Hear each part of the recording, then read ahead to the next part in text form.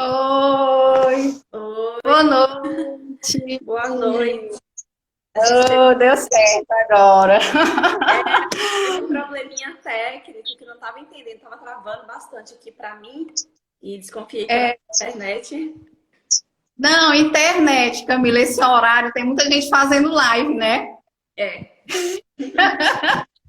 mas vamos lá. Gente, vamos lá, gente, boa noite. Obrigada, Boa Camila, noite. por ter aceitado aí meu convite aí para a gente participar dessa live aí sobre enriquecimento ambiental e adestramento positivo.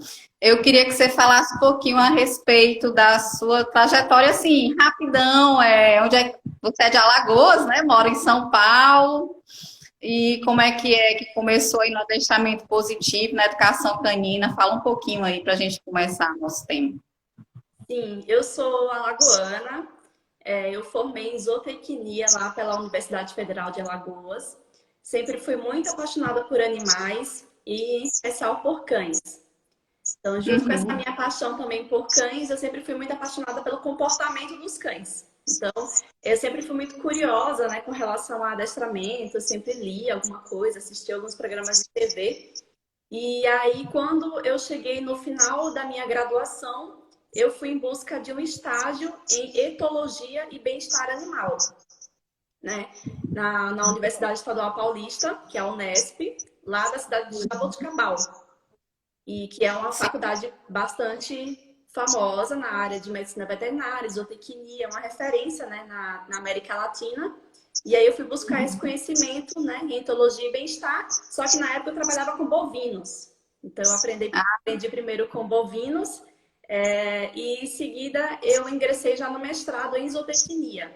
Parti para o mestrado e para o doutorado. Então, no doutorado, eu fugi um pouco da linha do comportamento animal, trabalhei com genética, mas no final do doutorado, eu decidi comprar um bulldog francês, que é o Bento, Que é o e Bento. eu voltei. Exatamente. E aí voltou toda essa minha paixão pelo adestramento, porque eu tive que começar a estudar. E tinha muita coisa nova já acontecendo, né? Para eu Sim. mesma conseguir adestrar o Bento, entender melhor o que se passava na cabecinha dele. Eu tinha muito Quando foi receio. isso? Isso Quando foi, foi isso, Vitor? isso foi em 2017. Tá, mas você já começou com linha positiva. Com a Comecei, linha positiva. exatamente. Em 2017, quando eu recomecei os estudos no comportamento e no adestramento de cães, já tinha bastante coisa nova, inclusive aqui no Brasil. Já tinha profissionais que já eram 100% positivos. Então, eu fui buscando essa galera, seguindo os Instagrams, né? E aí, eu mesma comecei a treinar o Bento, né? Com o método positivo. Em Sim. 2018 é que eu decidi me profissionalizar. Foi quando eu voltei para Maceió, até então eu estava em São Paulo ainda. Eu voltei Sim. para Maceió, para casa da minha família. Bento foi comigo. E aí eu queria trabalhar com cães. Né? Eu queria ter essa realização profissional e pessoal, porque eu não estava tão feliz na área acadêmica. Então eu juntei as duas coisas. Uma coisa que eu gostava muito, né, cães, com o trabalho. E aí, dando uma pesquisada, como é que estava o mercado pet, eu pensei, poxa, eu acho que eu posso ajudar outras pessoas, né? Porque eu gostei tanto e está dando super certo aqui, então eu decidi me profissionalizar. Então, eu fui atrás de mentorias, de cursos, e a gente não para de estudar. Então, estamos Não, aqui até hoje. para, né? E eu que comecei, tá tão recente que eu comecei, mas assim, eu tô tão faminta por saber mais, porque assim, quanto mais a gente sabe, a gente procura saber, procura conhecimento, parece aquela coisa contagia a gente, né? É incrível, assim, a gente Exatamente, Virginia. tanto conhecimento o tempo todo, O né? tempo Não dá todo. pra, Não dá, porque né? a ciência não para, né? E a ciência, ela está em constante mudança. O que a gente sabe hoje, pode ser que daqui a 5 anos já seja diferente, né? Então, é muito importante a gente se manter atualizado e continuar estudando. É verdade. Então, Camila, aí assim, são dois temas, né, para a gente abordar hoje, que é enriquecimento ambiental e adestramento positivo. Aí vamos ver aí, a gente pode estar começando por Vamos começar então sobre o enriquecimento ambiental. Pois vamos lá. Vamos lá? Porque, assim, muita gente, principalmente aqui, eu noto aqui em Teresina, ainda não tem os tutores. São raros os tutores que realmente sabem, têm conhecimento a respeito de enriquecimento ambiental. Inclusive, quando eu vou fazer consultorias ou começar um treinamento, que a gente começa com o diagnóstico, né? Vendo, e muita gente ainda tem aquela coisa de largar a comida no pote, e aí não sabe nem o que é um enriquecimento ambiental, o cachorro fica lá largado, não tem atividades dentro de casa, né? Então fica aquele ambiente muito pobre e o cachorro começa a demonstrar problemas de comportamento, né? Então, assim, vamos falar um pouco a respeito do que é o enriquecimento ambiental, quais os tipos, que são 5, na verdade, a pessoa pensa que é só alimentar, né? Mas, na verdade, são 5 tipos de enriquecimento, né? Então, a gente poderia estar falando um pouquinho a respeito aí, o que é e o tipo. Porque assim, Virginia, o enriquecimento ambiental no contexto dos cães, né, dos animais domésticos, cães, gatos, é um conceito muito novo, por isso que muita gente ainda não conhece, né? Na verdade, esse conceito ele surge assim nos anos 70 com os animais de zoológico e cativeiro. Então, os cientistas descobriram que quando se dava a oportunidade do animal expressar comportamentos naturais da espécie, então você tinha uma redução ou até uma eliminação de problemas comportamentais, que são os comportamentos estereotipados. O que é o comportamento estereotipado? Aquele comportamento repetitivo, né? Por exemplo, animais que estão na jaula e andam de um lado para o outro, animais que se automutilam, né? Isso é um problema sério. E aí, esses cientistas lá em 1970, né, descobriram que promovendo essa atividade para os animais de cativeiro e de zoológico, eles conseguiam essa melhora. Então, depois dos animais de cativeiro e zoológico, foi para os animais de produção. Então, hoje a gente tem as galinhas poedeiras que têm enriquecimento ambiental, as vacas leiteiras, né? E aí depois é que chegou para os cães e para os gatos. Então tá tudo Já muito, né? recente. Exatamente. Então, você vê, os cães são animais que coevoluíram com a gente há milhares de anos, né? Tem pesquisa falando até que há 40 mil anos essa história começou, só que só agora que a gente está conhecendo esses animais. Que coisa, né? É verdade. E aí, por isso que eu acredito que muito tutor ainda não sabe a importância do enriquecimento ambiental. Então, o que é enriquecer o ambiente? É tornar aquele ambiente mais desafiador, mais dinâmico e, principalmente, oferecer a oportunidade do seu cachorro, do seu gato, expressar comportamentos naturais da espécie. Né? Uhum. Uhum. E aí, É verdade. aí a gente entra nos tipos, né? Porque aí você falou, aquela hashtag famosa que é comida no pote não, né? Um dos itens, né, do enriquecimento ambiental. É um enriquecimento ambiental alimentar, que é o fato de você substituir a tigela, né, o pote de ração, por atividades, brinquedinhos interativos, né, ou até criar mesmo, colocar a ração na caixa. Eu sempre dou esse exemplo para meus clientes. Pega a ração e coloca na caixa de ovos, né? Caixa de ovos. Já é um Também dou momento, né? Garrafinhas PETs. Exatamente. Você já cria um desafio, né? Uma dificuldadezinha ali. Por quê? Porque o cão ele precisa caçar o próprio alimento, né? Como ele convive com a gente, não está na natureza, é impossível ele fazer isso. Mas é a gente que tem que agora prover isso, né? Dar essa oportunidade para ele caçar o alimento. Então, para quem quer começar com o enriquecimento ambiental, começa com alimentar, que é o mais fácil, né? É o mais simples da gente fazer. Hoje no mercado você já encontra também várias coisas, você pode ir lá comprar ou você pode criar.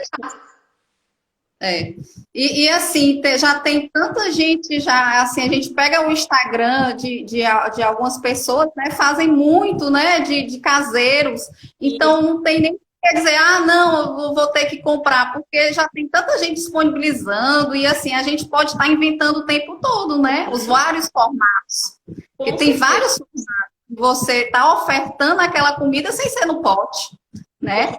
E certeza. aí o cachorro ou o gato vai estar gastando aquela energia, não só a física, como a mental, a sensorial. Aqui eu tenho 4 gatos em casa, então assim, vira e mexe, eu tô fazendo atividade com eles. Eles não param. Os Eu gatos não entrego precisam comida, muito, né? eu não entrego comida no pote, não. Vão ter que trabalhar. É. Trabalhar. Então, eu sempre estou direcionando esses formatos, né? Que é interessante. Trabalhar para eles é muito bom, né? Tem gente que tem pena. Ai, mas tá tão difícil, eu tô com pena. Assim, não, mas quem gosta de comida fácil é a gente. Eu adoro pedir comida, não gosto nem de ir na cozinha, eu gosto de pedir. Chegou, como, pronto. Mas os animais não, eles têm que caçar esse alimento, né? Então é uma espécie completamente diferente da nossa. Natureza deles, né? É a Uhum. natureza deles, né? Exercer o comportamento natural da espécie, que é roer, lamber, destrinchar, farejar, forragear, né? Uhum. Isso é Exatamente. interessante. Tem gente que fica com pena mesmo. Ah, mas meu cachorro vai passar fome. Não, de jeito nenhum vai passar fome, não. Nem pense em Por conta dessa mania que a gente tem, nós humanos, né, de olhar as coisas com um olhar só humano, né, e não pensa, não se coloca no lugar do animal, não tem aquela empatia. Mas eu acredito também que é por falta de conhecimento mesmo, é por isso que a gente está aqui, né, para esclarecer sobre tudo isso. É verdade, é verdade. Aqui em Teresina, eu noto muito assim, inclusive, alguns pet shops são poucos os que têm produtos de enriquecimento ambiental, tá? Acho que aqui em Teresina tudo chega um pouco mais lento, e assim, são poucos os pet shops que têm realmente produtos, né? Uhum, E eu estou fazendo um trabalho muito de formiguinha aqui, né? De uhum, conscientização, a questão do enriquecimento ambiental, como é que dá para ser proporcionado, que é melhor para, né? Inclusive uhum. evita um monte de problema comportamental, na verdade, né? Porque a gente Sim. sabe que sim, né? Não só evita, como é indispensável o enriquecimento ambiental na resolução dos problemas comportamentais. A gente não tem como trabalhar um cão reativo, um cão medroso, um cão agressivo, se a gente não inserir o enriquecimento. Por quê? Sim, Porque a gente está trabalhando com bem-estar, a gente quer promover bem-estar, não é verdade? faz, faz parte das necessidades básicas, né, Exato, Camila? Né? Às exatamente. vezes, até quando a gente trabalha essas necessidades básicas, muitos problemas desaparecem, na verdade, Exato. né? Essas necessidades básicas, porque, na verdade, não é só o enriquecimento alimentar, né? Em volta do enriquecimento alimentar, tem os outros tipos de enriquecimento, né? Sim, sim. Então a gente pode falar do próximo, vamos falar do sensorial, né? O que Sim, é enriquecimento ambiental sensorial? É você dar a oportunidade do cachorro farejar, né? Dele usar o faro, o olfato. É você dar a oportunidade do teu cão pisar em texturas diferentes. Então ele vai usar o tato, né? O sim. que mais? Me lembra mais assim. O passeio é um ótimo enriquecimento ambiental sensorial também. O passeio, eu gosto muito do passeio porque ele é bem completão, né? A gente consegue atender bem essa parte Não, sensorial, cognitiva. assim, eu digo mais, porque no próprio alimentar, na hora que o cachorro, por exemplo, eu gosto de jogar aqui uns petisquinhos ou grãos de ração no tapete de forragear para eles. Hum, Aí então, é o alimentar, é o uhum. sensorial, é o Ah, físico.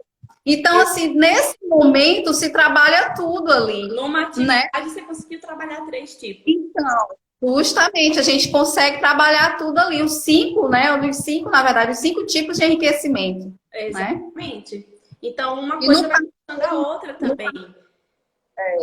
e no passeio também muito completo, né? Sim, sim. E aí você tem o enriquecimento ambiental físico, que é a mudança na estrutura do ambiente, né? O fato de você colocar um objeto novo ali na tua casa. Algo você tem gatinho, por exemplo. Gato adora escalar coisas, na verdade, Sim. subir, ficar no alto. Então, quem tem gato precisa fazer a que chama verticalização, né? Porque É, é a necessidade do gato, isso é um enriquecimento ambiental físico, né? Com sim, cães, é, você pode também desenvolver algumas atividadezinhas, como passar por obstáculos, ensinar o teu cachorro, né? O agility, alguns esportes também que utilizam esses materiais diferentes. É um enriquecimento ambiental físico. Inclusive teve até um movimento do Dante que ele colocou o jogo do pensar. Inclusive eu fiz esse jogo do pensar com uma cachorrinha que eu estou adestrando, né? Que eu faço treino com ela. E aí você coloca vários obstáculos, né? Ali para ela ir para um lado, para o cachorro ir para um lado e para o outro, para sentir que tem aquele obstáculo, mas ele percorrer aquele obstáculo, né? Por isso que foi chamado jogo do pensar. É bem bacana. Bacana, eu já fiz uma atividade também parecida. Eu achei uma caixa de papelão na rua, era enorme, acho que era uma caixa de fogão. E aí eu abri essa caixa e fiz um túnel. Coloquei o túnel no meu jardim. Comecei a ensinar o vento a passar por dentro desse túnel. Então é uma coisa que não tem nada, né? Fui lá, essa caixa de papelão e trabalhei essa atividade com o meu cachorro. Então, eu ensinei algo, ensinei um truque que era passar pelo túnel. Então, ele trabalhou a parte cognitiva, que é o próximo que a gente vai falar, o enriquecimento ambiental cognitivo, né? E, ao mesmo tempo, a parte física e a parte também sensorial, porque foi preciso ele pisar nessa caixa, né? É muito importante a gente estar o tempo todo apresentando coisas novas para os cães, principalmente para cães que são medrosos, né, inseguros. Então, a gente tem que ficar mostrando coisa nova, associando com coisa positiva, para você ter um cão mais autoconfiante, né? Então, um exemplo também de uma atividade bacana com caixa de papelão. Então, aí o cognitivo, né? Entra o cognitivo aí, vamos falar um pouco dele.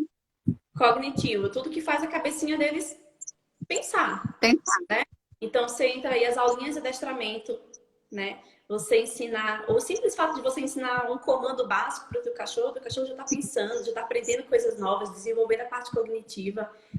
Depois que eu ensino os comandos básicos, aí eu começo a ensinar uns truques, dá pata, rola, né? Tem muita gente que acha que é bobeira. Não precisa ensinar as coisas para o cachorro. Não, o cachorro gosta disso. Ele gosta de pensar, né? É uma atividade muito bacana. Então, o cognitivo também envolve outras brincadeirinhas como alguns jogos de tabuleiro, né? Que você esconde os petiscos, eles têm que abrir gavetinhas, tirar pinos, né? Para conseguir a comida. Hoje no mercado a gente tem, né? Pet Games, tem aí os tabuleiros da Pet Games também, tem umas coisas bem bacanas aí, outras marcas também, né? Exatamente. O cachorro pense, né? O cachorro pense, que é bacana. Aí a gente falou já do alimentar, sensorial, cognitivo, físico e tem o social, né? O social dá a oportunidade do cachorro interagir com membros da própria espécie ou de espécies diferentes. Mas isso é muito importante, né, Virginia? Porque se o cachorro se permitir a isso, porque não é todo cachorro que está preparado para isso, né? Então, primeiro eu teria que trabalhar a parte da socialização, né? Então, exatamente, mas o cão sociável que gosta de estar em contato com outras espécies, que no caso é a gente, né? E com membros da própria espécie também é muito importante. Então, hoje a gente tem os daycares, por exemplo, né? Que são ambientes preparados para o teu cão ir lá se divertir, brincar com os bichinhos, né? Com os cães.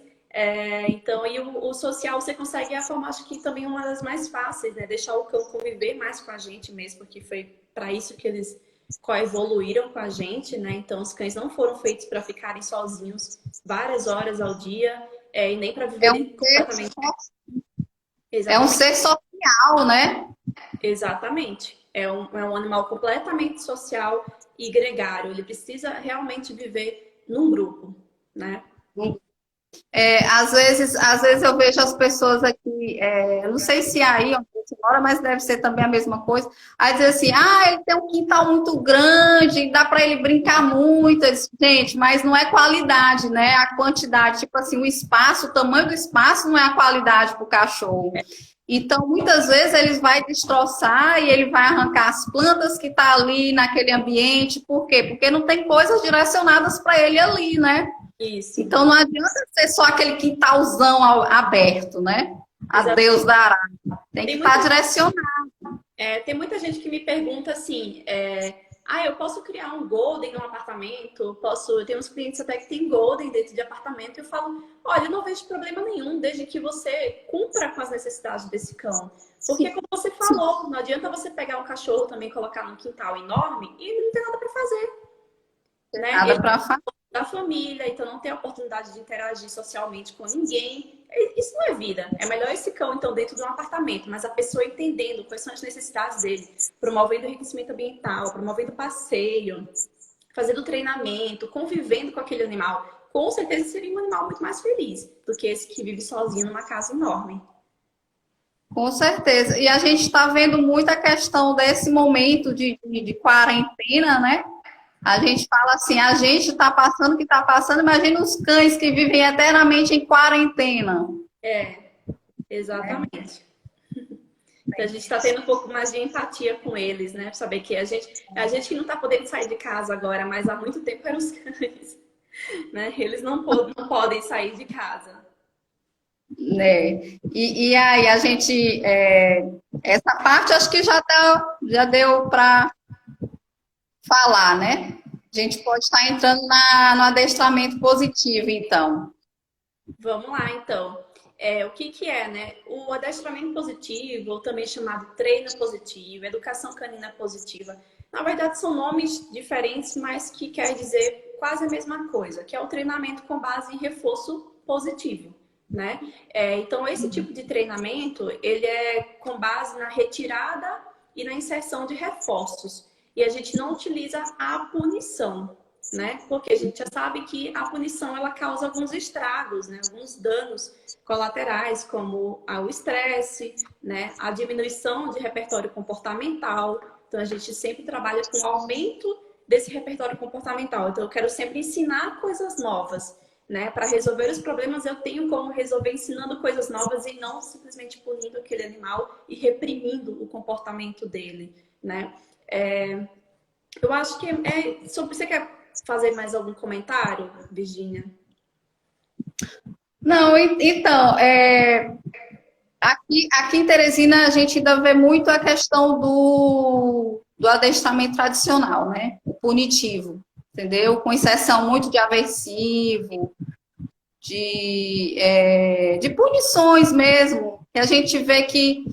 Porque às vezes a gente fala assim, a punição é bater no cachorro, é maltratar. Mas não, vai do aversivozinho ali, do borrifador na cara, do barulho da moeda no ouvido, né? São esses aversivos, já vai afetar o cachorro, já Exatamente. vai afetar o animal. Não é só, né? Não é só a questão de você bater, a imposição verbal, a questão de você arrastar a bunda do animal para o chão, né? De uma Então, forma geral, eu acho que a gente pode esclarecer, porque isso é um tema muito que deixa os tutores muito confusos, porque você tem dois conceitos, né?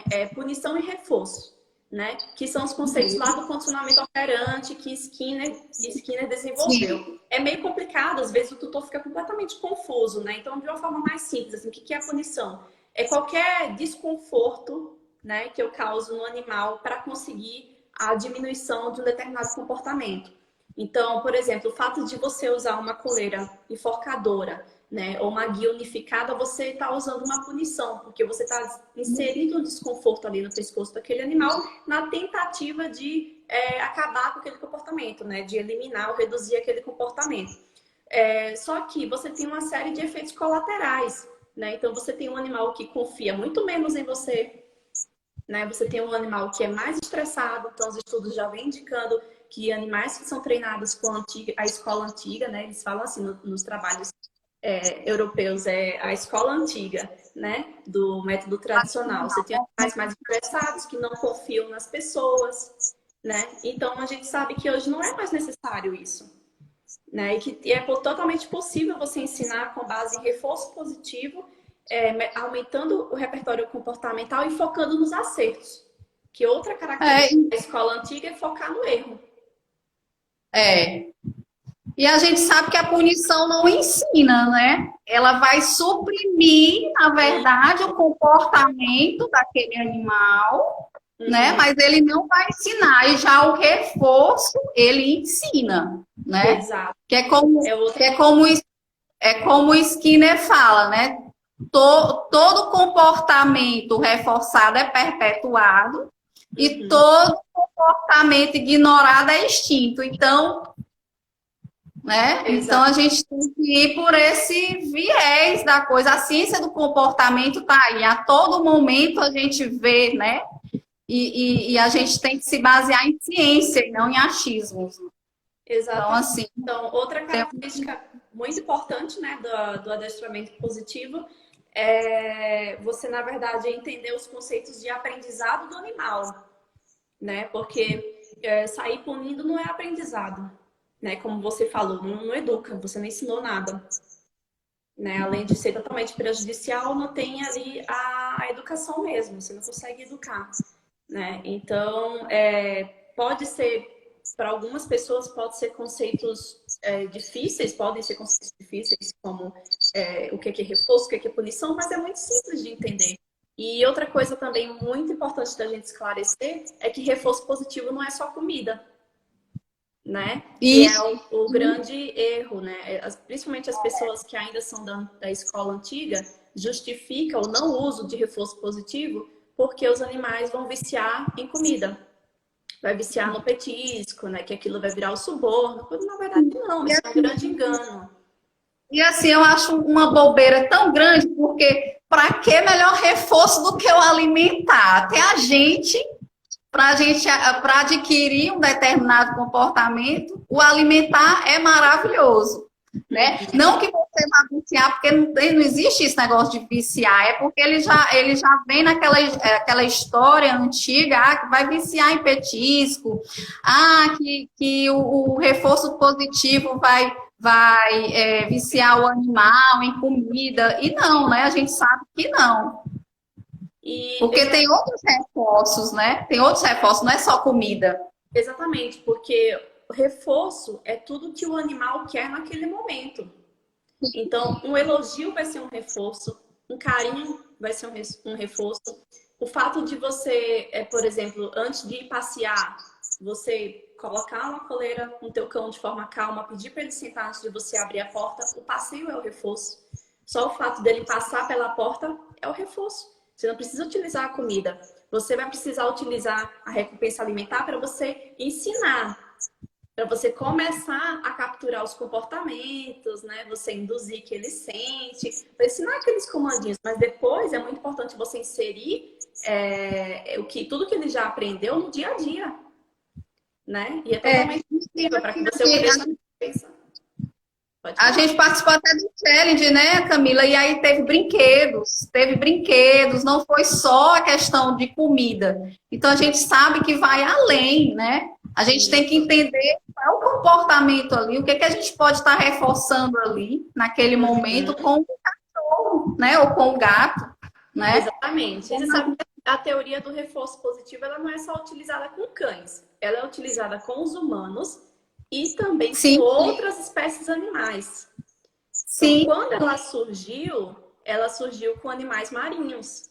Então, você pensa, as pessoas conseguem até hoje adestrar golfinhos, baleias, com reforço positivo. Por que a gente não consegue educar os animais, os cães, com reforço Isso é positivo? até um estudo, tem até um estudo que até salamandras, né? Com reforço positivo, tu já pensou? Os Então, primeiros assim, treinadores, os primeiros treinadores do reforço positivo, eles ensinaram perto de 100 espécies diferentes, inclusive isso. anfíbios. Sim, sim. Tem a questão da galinha também, né? Uhum, Ensina, também. né? Eu Então, tô, são várias espécies. eu tô vendo alguns recadinhos aqui, gente. Oi para todo mundo. Às vezes não dá para falar de um por um porque passa rápido, né? Mas eu tô vendo aqui todo mundo falando. É. Aí, então, o que é Bom, que a outra gente coisa pode... também, Virginia, eu acho que outra coisa importante para a gente falar também, a diferença dessa escola mais antiga para hoje, é que tudo começou, né, o adestramento tradicional, primeiro ele começou num contexto completamente diferente. Ele começou lá na Alemanha, na época da Segunda Guerra Mundial, com os militares treinando os cães. Então, você pensa, uma coisa completamente diferente, né?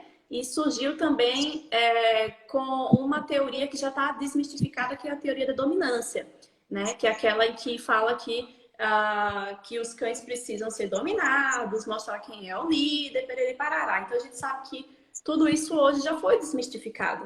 Então, não tem por que utilizar ainda esses conceitos, né? Que tá naquela escola antiga do César Millan, né? Do líder da matilha, do alfa, e a gente sabe que não existe isso, né? Que isso aí foram estudos feitos muito no passado, com lobos em cativeiro. Então, assim, hoje em dia a ciência é outra história. Então, assim, não tem porquê, inclusive até comparando, né? Chegam a comparar lobos com cães, essa coisa toda, por isso que bota o líder da matilha, o alfa e tal. Esses E assim, estudos, exatamente, esses estudos partiam do pressuposto de que o cão tinha vindo do lobo. E a gente sabe hoje que não, os cães não vêm dos lobos. Na verdade, os cães têm uma história parecida com o que a gente tem com os primatas, né? Existe um ancestral comum. Então, você teve um ancestral comum que se dividiu em lobo e cães. E aí chegou até os cães domésticos, que é os cães que a gente tem hoje dentro de casa. Então, são espécies diferentes e que outros estudos já demonstram também a diferença dentro do grupo de lobos e de cães. Você tem uma diferença, inclusive, na estrutura hierárquica. Então, a estrutura hierárquica dos cães é muito menos rígida do que a dos lobos. Né? Então, não tem muito essa do líder e tal, dominando todo mundo. E não tem estudo nenhum falando que cães tentam dominar humanos. Que também já é outra coisa completamente diferente. Né? Então, não tem por que utilizar desses conceitos antigos para educar o cão, porque teu cão não vai entender nada. Você virar ele de barriga para cima, até que ele se submeta, como César Millan mostra nos programas de TV, na cabeça dele não tem sentido nenhum fazer isso. Né? Ser forçado a colocar a barriga para cima, na verdade, só deixa o cão mais inseguro, mais medroso e muitas vezes mais agressivo. E a gente sabe que muita gente ainda trabalha, né, assim, dessa forma, né, Camila? Infelizmente. Mas é por conta, Virginia, eu acho muito assim, que é por conta de todo esse... A gente vê, ó, a teoria do reforço positivo, ela não é nova. Ela começou em 1940, né? Mas eu acredito que a ciência, ela demora um tempo até chegar à população geral, né? A ciência, infelizmente, tem um tempo até realmente chegar na gente, né? A gente colocar em prática as coisas. E essas pessoas que não estão procurando se atualizar, infelizmente, tá ficando para trás, né? É a questão do estudo, né? A pessoa vai atrás. Por exemplo, eu entrei no adestramento positivo, porque eu já entrei direto no adestramento positivo, né? Os meus estudos vêm de setembro para cá, agosto, setembro para cá. Então, eu já entrei direto no positivo, porque eu fui filtrando, né? E eu fui vendo realmente qual era a metodologia que eu me encaixava e que eu queria seguir. Então, assim, mas esse estudo está aí, muitas vezes é preguiça da pessoa de procurar estudar, porque é ciência, é estudo, está aí, né? Muitas coisas eu peguei, paguei alguns cursos e tal, mas muita coisa eu peguei na internet gratuita, porque eu fui filtrando e fui vendo qual era a metodologia que eu poderia me encaixar e mostrar o meu trabalho. Então, assim, eu acho que muitas vezes é comodismo mesmo das pessoas, sabe? Eu acho que tem a questão do comodismo, tem a questão da ignorância mesmo, né? Sim, também. Isso, assim, não é só na área do adestramento, a gente encontra em todas as áreas, né? Você vai encontrar a questão das pessoas não quererem entender os novos conceitos, entender que a ciência muda, né? Então, né, é complicado mesmo. Mas é isso, hoje a gente já conta no Brasil com excelentes profissionais, a gente tem material traduzido, ainda tem muito material que está na língua inglesa, infelizmente, mas já tem muita coisa traduzida também. Então, quem não sabe ler inglês, talvez consegue ler, ou colocando no Google, né, tradutor, mas realmente a gente já tem informação bacana disponível em português e aqui no Brasil. E a gente, como você está falando, nós temos aqui no Brasil várias referências, né? A gente tem muita referência de adestramento positivo. Né? Isso. E como você falou, a gente teve a sorte de já entrar dentro dessa linha, né? Mas muita gente que está aí há 20 anos evoluiu. né? Começou com o método tradicional, usando a punição, usando o enforcador, e aí com o tempo foi estudando e foi percebendo, opa, não é por aqui. Muitas Sim, sim, pessoas sim. já falam isso abertamente, né? Sim, sim, sim. E a gente tem aí vários, né, já do adestramento positivo que passaram pelo punitivo e hoje viram que, de acordo com a ciência, não tem mais por que ficar no tradicional, né? Que tem que evoluir. A gente está aí para evoluir, para buscar conhecimento, para seguir as linhas realmente que trata do bem-estar, né, da qualidade de vida do cachorro, do gato, do seu animal. Então, não tem por que ficar no método antigo, né? Exatamente. Então é isso, Já gente. Então, acho que outra coisa também muito importante é a contribuição da família, né, no processo de educação dos cães. Hoje não existe mais o adestramento em que a pessoa vai lá na tua casa, pega o cachorro, ensina os comandos, ele entrega pronto para você. Porque, na verdade, a mudança do comportamento do cão primeiro vem com a nossa mudança, né? A mudança no ambiente, a mudança do nosso próprio comportamento, da nossa rotina. Então, a contribuição da família no processo do adestramento positivo é importantíssima, né? que a gente trabalha engajando, né? Os familiares. A É, gente engaja a família. Ó, o Yata tá falando aqui, o Yata é lá de Maceió, também é adestrador positivo, e também tem a questão cultural, usar a punição para poder educar entre aspas, né? E não se percebe as consequências das punições. Exatamente, Yata, o que a gente tava comentando. A punição, ela funciona para você comprimir comportamentos, né? Para você, na verdade, quer acabar, ok, você utilizou aquela punição, você comprimiu. Mas você tem os efeitos colaterais disso aí, o estresse, o fato do cão não confiar mais em você, a estragar o vínculo emocional, né, que você está tentando construir com aquele animal, totalmente um animal inseguro, medroso. Então você tem muitos efeitos colaterais ruins, né? É, falta a qualidade de vida, né? O cachorro fica sem qualidade de vida, simplesmente, né? Porque vai afetar o aprendizado, afeta o organismo dele, a questão da imunidade dele, né? Questão toda a bioquímica dele do organismo altera, tudo altera. Exatamente. Não tem aprendizado sob estresse, né?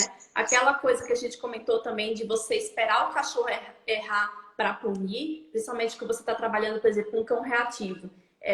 Muita gente espera o cão reativo explodir para poder ir lá punir, para acabar com aquele comportamento. Ali não está tendo aprendizado nenhum.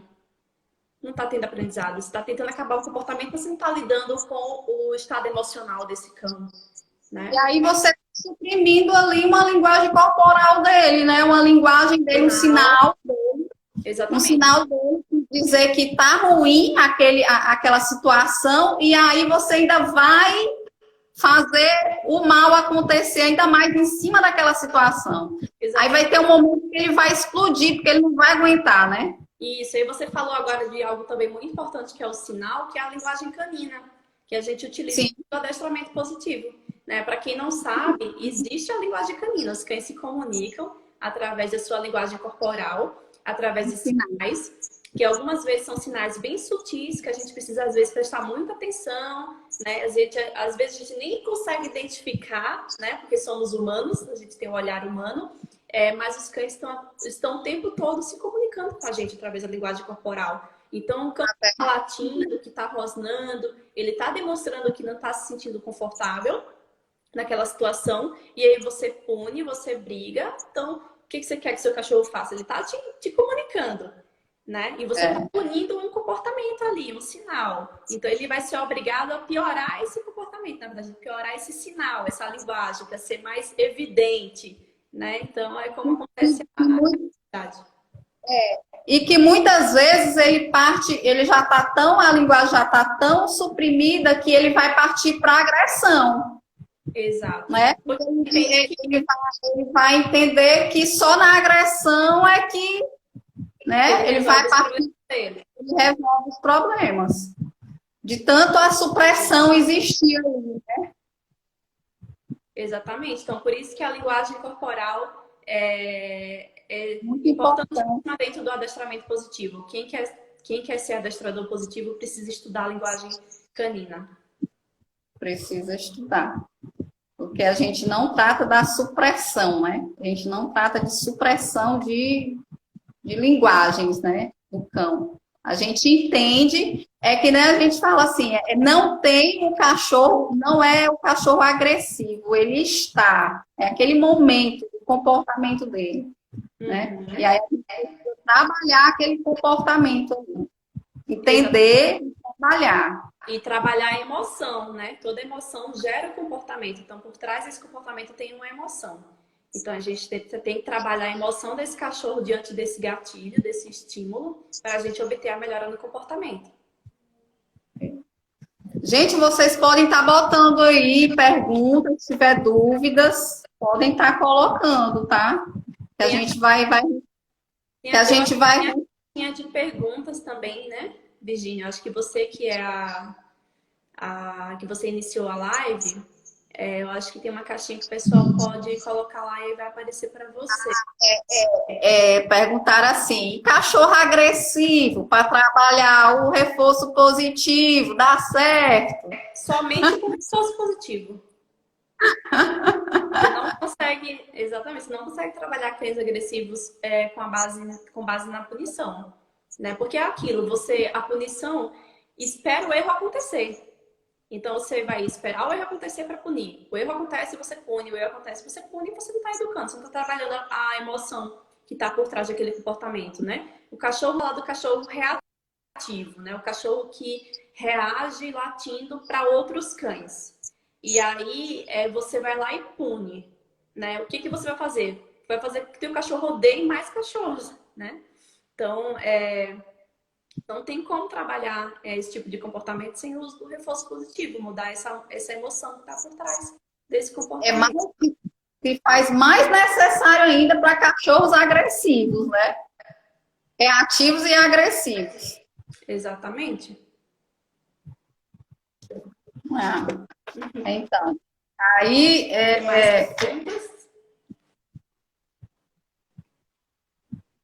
pessoal, pode estar perguntando também, hein? A Miri da Alcão também já falou aqui, a comunicação é importante, não dá para quebrar isso com o cão.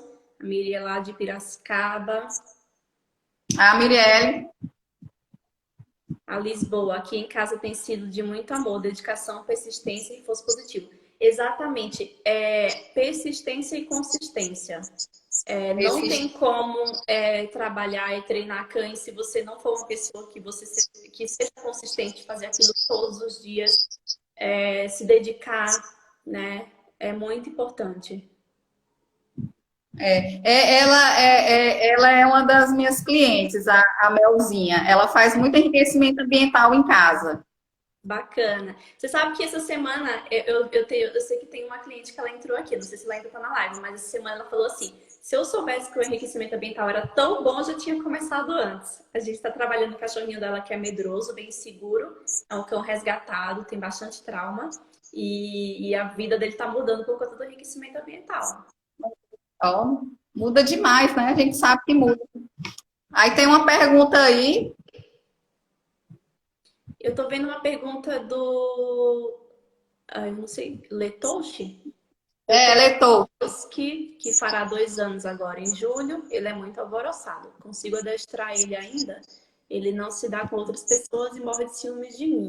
Então, sim, na verdade, assim, não existe idade limite para adestrar, porque os cães estão em constante aprendizado. Então, a qualquer momento você pode ensinar coisas novas para o seu cachorro, né? E um cão de 2 anos eu considero um cão um jovem ainda, tá? Então, é possível, sim, adestrar. O alvoroçado que ele disse deve ser um cão bastante ansioso, né? Então, trabalhar de autocontrole, tá? Ele falou aqui, não se dá com outras pessoas. Então, é um cão que provavelmente é reativo com pessoas estranhas. E a questão dos ciúmes, tem como trabalhar sim, tá? Então, não tem idade limite para adestrar. E nem idade também para começar, tá? Quanto mais cedo, melhor. Assim que o cão chega em casa, a pessoa já deve procurar ajuda profissional. Porque você assim, né? É porque eles estão aprendendo o tempo todo. Se você pega um filhote, Aí o pessoal me pergunta muito qual é a época de adestrar um filhote. Gente, quando chega em casa já pode estar adestrando, porque eles aprendem o tempo todo, eles já estão, né? Já estão naquela. E é a melhor fase para aprender, né? A É a melhor fase de filhote. fase. Por quê? Porque a gente pega justamente a fase de socialização. O que que é a fase de socialização? É uma fase que compreende de 2 meses de idade até no máximo 4. 3, 4 meses. Aquela fase ali que é muito curta, a gente tem que aproveitar ao máximo para socializar os animais e evitar o problema da reatividade e do medo, né? Então, e socialização é muito importante falar também, Virginia. Socialização não é pegar o cachorro e jogar ele na creche, jogar no parquinho de cães e deixar ele brincar sozinho. Não é isso, tá? Socialização, existem protocolos para fazer a socialização de filhotes e é por isso que é muito importante procurar ajuda profissional. Certo. Foi muito bom você tocar nesse assunto, porque assim, tem muito veterinário que diz assim, só pode botar o cachorro na rua depois que acabar o protocolo vacinal. E a gente sabe, como adestradora comportamental, o quanto é importante essa fase de socialização, sociabilização. Então, não é como você falou, jogar o cachorro em qualquer lugar. Não. Você pode estar colocando ele no seu colo, você pode estar colocando ele no carro e passeando ao redor ali para ele sentir outros estímulos, ver, né? Ver outro ambiente, outras pessoas, justamente para não ter o problema comportamental, Exatamente. né? Questão da socialização e sociabilização. Exatamente. Como a fase de socialização, ela entra em choque aí com a da vacinação, né? Que muito veterinário fala, não sai de casa e tal. Mas existem formas seguras de se fazer isso, tá, gente? Então, e é a fase que é mais importante para a gente socializar, deve ser usada com cuidado, né? Se preocupando com a saúde do cão, claro, isso é muito importante. Mas é possível socializar mesmo um filhotinho que tenha só 1 ou 2 vacinas. Né? Justamente. É isso. Eu tô. Sim. Eu tenho feito esse trabalho também de conscientização com os tutores, sabe? Que eu digo assim, não é para você largar seu cachorro no chão, né? Não é isso. Mas você pode tá pegando o carro, tá saindo com o seu cachorro ali, por exemplo, no quarteirão ali da casa. Sai ali, né? Vai no carro, inclusive já para quebrar aquele medo até do carro, porque tem muito cachorro, inclusive, reativo a carro, né? Que a gente sabe. Então, coloca no carro, faz a volta no carro. E cães que têm medo de andar de carro, porque muitas vezes o filhotinho ele só entra no carro para ir para o veterinário para tomar a vacina. Então, Sim. ele entra no carro para ter uma experiência que é ruim para ele. Então, quais são as chances desse carro ser algo bacana? Aí, qual é a associação que ele faz, né? Aí tem Exatamente. isso. E assim, então, existe também formas de socializar dentro de casa, né? Sim. Então, você colocar sons para fazer a desensibilização, por exemplo, eu começo colocando sons de buzina de carro, sons de outros cães latindo, som de trovão, enfim. Isso também é socialização e você tem como fazer dentro de casa de forma segura. Sim, né? sim. Inclusive, a gente sabe que tem no YouTube sons, né? Vários sons, e a gente vai colocando de forma gradativa e aproximando. Eu vejo algumas postagens na internet de tipo,